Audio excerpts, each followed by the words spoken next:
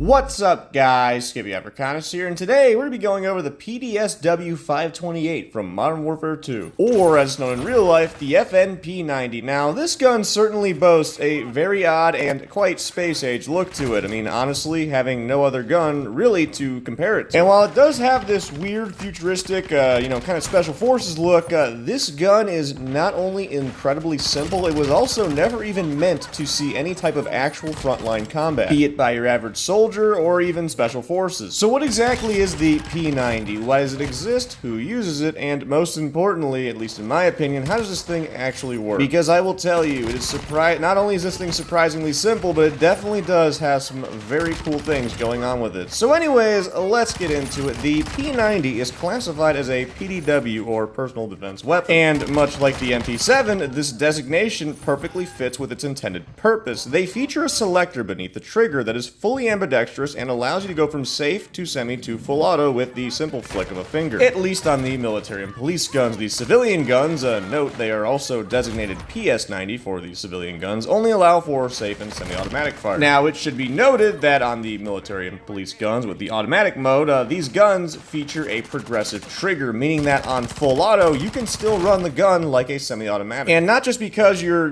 simply good at releasing the trigger before the actual burst kicks off. On these guns specifically, with the progressive trigger, if you only pull the trigger back a little ways, it'll only fire one shot. Now pull it all the way back, and that's where you get your full auto, which I will add is definitely far put from the best of trigger systems. Now, I always mention that I have not shot a full auto with a progressive trigger. I mean, I've shot full autos before, but nothing with a progressive trigger, and just the idea of having to yank it each time in order to get your full auto burst, yeah, I really just don't like the idea of a progressive trigger. Anyways, as mentioned before, the safety is ambidextrous, and that is not the only part that is like that on this gun. Practically all other controls and features are just as easily usable, whether you're right or wrong-handed. There's a charging handle on each side, brass ejects out the bottom, the mag release button is, again, accessible on both sides, and cool enough, even the backup iron sights are also ambidextrous. Which, if you don't know, those are here and here, front post and rear post. Now, aside from the looks, one cool thing that really makes a P90 is its chambering, the 5.7 by 28mm. Without this cartridge, the P90 itself, as well as the 5.7 pistols, of course, would not exist. But why does the 5.7 cartridge itself even exist? Well, at the time of the P90, as well as the 5.7 pistols development, most all other subguns and pistols were naturally chambered for 9mm, to which a problem arose when the Soviet Union started issuing body armor to their military, which would easily stop rounds like, 9mm. Now, for your standard soldier carrying an M16, FAMAS,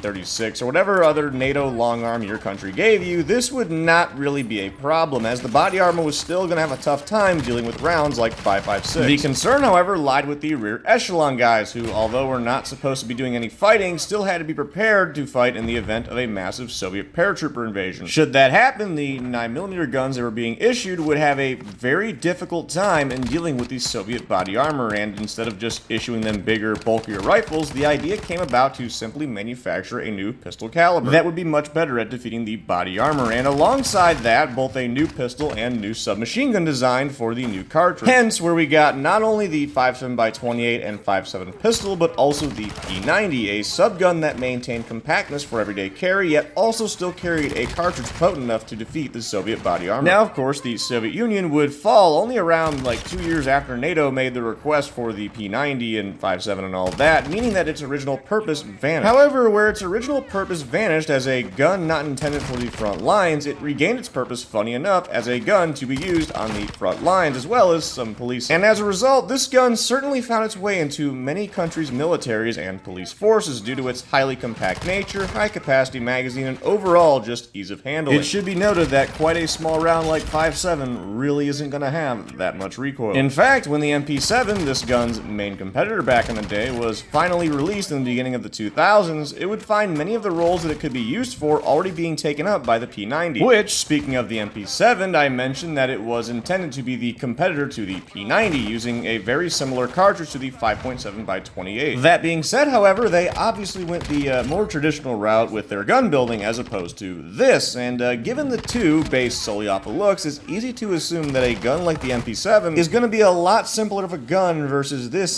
space-age looking thing. However, the P90 is actually a whole lot more simple in how it actually operates versus the MP7. You see, the P90 itself works as a simple blowback, meaning there is no locking system in use at all. It simply relies on the mass of the bolt as well as spring tension to safely cycle the 5.7 by 28 millimeter. To put that in more basic terms, that essentially means that the face of the bolt sits on the rear of the chamber, and the only thing slowing down the energy of the cartridge itself to allow for a more safer cycling is, again, that weight of the bolts as well as some spring tension. As soon as that cartridge is fired, that bolt is just going to immediately begin to move rearward. Going on, and we take a look at the trigger system, which itself is also super simple, with the trigger simply pushing on a bar that pushes this tab back, allowing the hammer to go forward. Now, there's a little bit more to this, obviously, and especially when you bring in the full auto function, but, I mean, this is the basic principle. It's no different from a lot of other guns, like, say, an AUG. And hell, even the magazines, though they look super complex, given that they have to turn this cartridge 90 degrees for feeding, are also super simple in concept. This circular piece has a sort of screw tract in it,